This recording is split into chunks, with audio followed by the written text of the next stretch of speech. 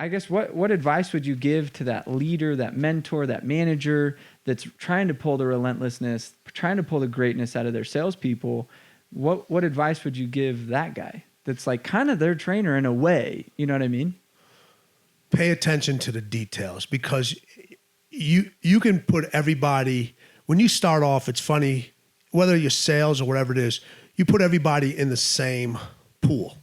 And then all of a sudden you'll see how certain people react differently to certain situations, to the way you talk to them, the way they react to success, the way they react to failure, how resilient they are.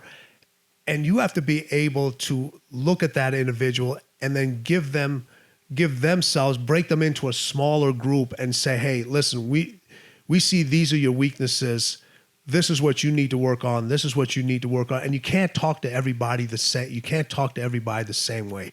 Everybody handles criticism. Everybody handles feedback in a different way. You have to invest your time into these individuals as individuals. And I know it's a lot, because there's a lot of that, you may have hundreds of people, but if you can find one factor about each individual and how it relates to them being successful. It could be something that's they're dealing with in a family situation, something that's happened to them from a competitive nature, whatever it is, whatever's led them down this path.